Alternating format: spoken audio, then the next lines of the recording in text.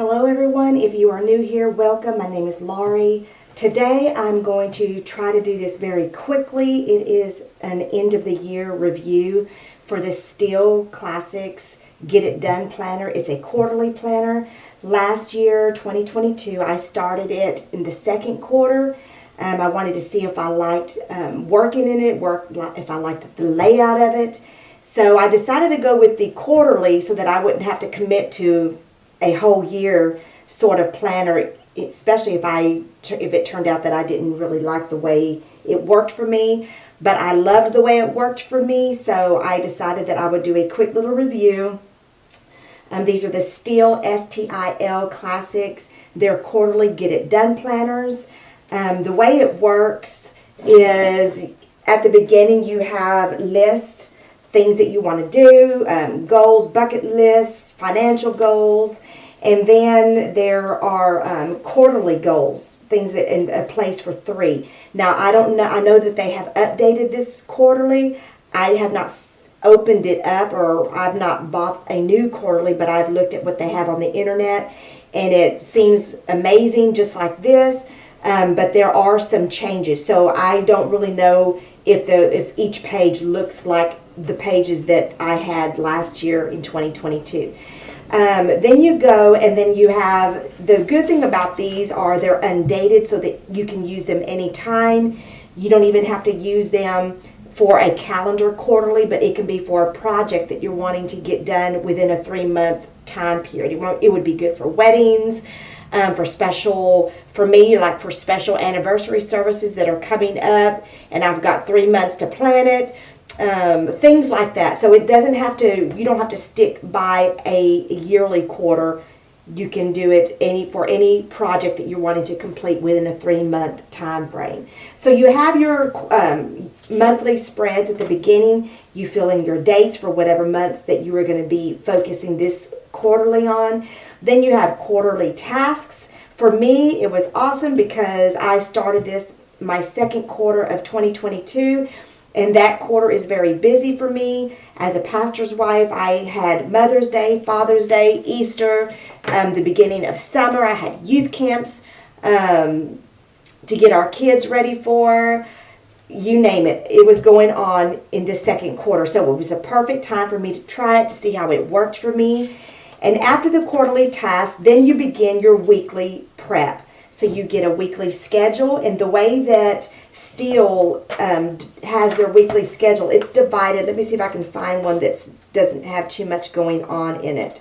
They divide it into 3 sections. Let's see. Okay, this you can kind of see here. It's the morning I use it as the morning section, afternoon session, and then the evening session. So you get that for every week, and it's a Monday start, Monday through Sunday.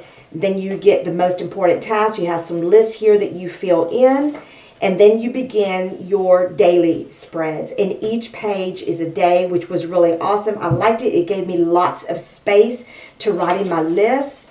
Here's one that I didn't have too much going on. I think it's because it's spring break and we were gone out of town.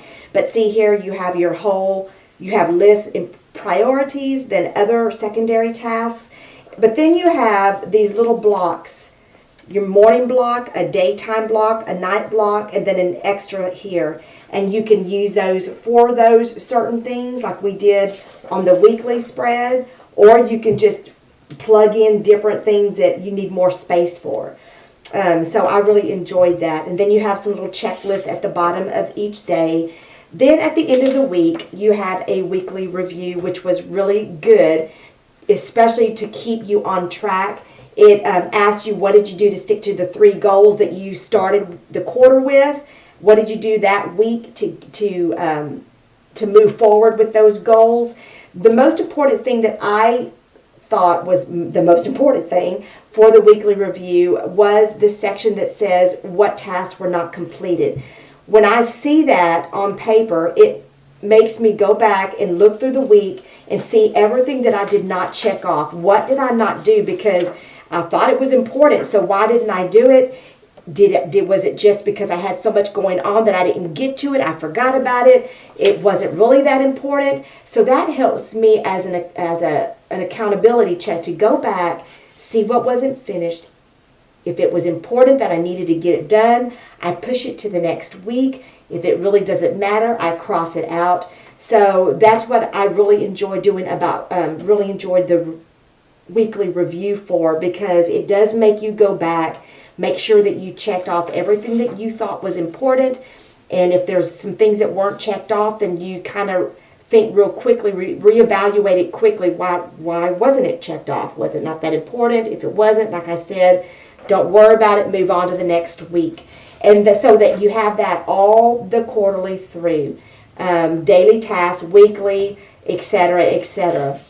One thing that if there's one complaint, and it's not even that big, but if there was one complaint, when I went in to fill in all my dates, I noticed that at the end of the quarterly, I am out of weeks. And I am out of weeks.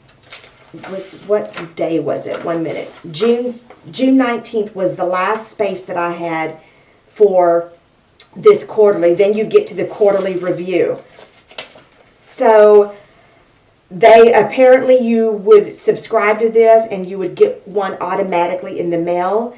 I didn't do that. I did go ahead and order another one. But my thing is, you have the quarterly review at the end of this book, but you can't really fill out the quarterly review until 2 weeks into the next quarterly review. So they might have fixed that. That might just be the way it is. But that was the only issue for me. I ran out of space. I had to get a new book, which is okay, and take up 2 weeks of the new quarter with 2 weeks of the old quarter. And so then you get to the end of this and you get to September. For me, it was September 11th, and I still had a lot of September that had to go in the fourth quarter. Only to get to the fourth quarter and my whole month of December, I just had enough space for the first weekend in December 4th, and then I was out of space for my whole remainder of the year. So I had to create layouts in my notes section for the rest of the year. So that's the only thing. Now, like I said, they might have corrected this. If you have received the new quarterlies that they came out with for this year, and if you've noticed that there are enough spaces, comment below so that we'll all know. Otherwise, I love this planner. I liked it. There's a possibility I will probably get a new one just to have on hand in case I have a big project that I would like 3 months time frame to get it done. Also, as an option with STIL, you can buy stickers, and each packet comes with 4 of the same kind of stickers. So these were the academic stickers I used for my son Reese. These self-care, get it done, work stickers, home organization. So you can use those in your planner. If you can see here, I use my stickers. And also on the stickers, they have some that are blank, so you can go in with your pen. I use my label maker, and I create some personalized stickers, things for like prayer, for certain prayer meeting, appointments that my husband may have or I may have, meetings, things like that aren't on the original stickers that you get with the packet. But overall, I loved it.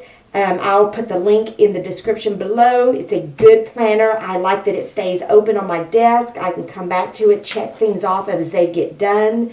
The colors are pretty. You get bookmarks with it, page markers so that you can, keep track of where you're at and put one maybe at the beginning of the quarter to keep up with your goals, or the beginning of the week.